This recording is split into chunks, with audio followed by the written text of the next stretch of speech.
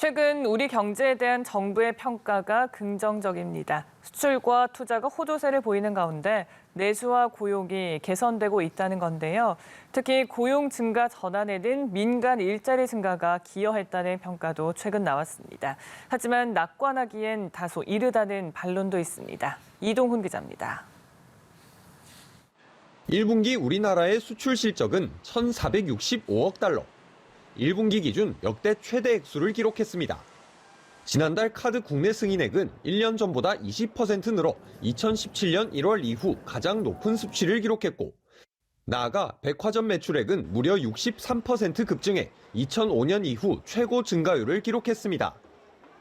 이에 정부는 수출, 제조업 회복세가 이어지는 가운데 코로나19 확산 이후 14개월 만에 처음으로 내수 부진 완화를 공식화했습니다.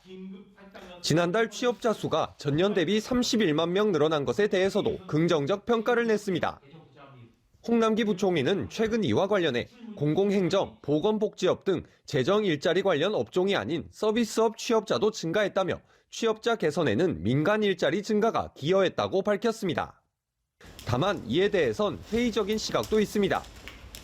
연령별 취업자 증가폭을 보면 60대가 정부 일자리 사업 영향으로 40만 8천 명이 늘며 가장 많이 늘었고, 15에서 29세는 14만 8천 명 늘어나는 데 그쳤습니다. 또 우리 경제의 허리인 30대와 40대는 오히려 각각 17만 명, 8만 5천 명 줄었습니다. 정부 재정 지출로 만들어진 일자리여서 민간 부분에서 이를 체감하기는 매우 어렵다고 생각되고요. 30, 40대 부분에 있어서 가정의 생계를 책임지는 분들의 고용 사정이 악화된 것 역시 어려움을 나타내고 있는 것으로 생각됩니다. 여기에 아직 전 국민 대비 2%대에 그치는 백신 접종률과 좀처럼 수그러들지 않는 코로나19 확산세가 경제에 악영향을 얼마든지 끼칠 수 있다는 분석이 나옵니다. 연합뉴스 TV 이동훈입니다.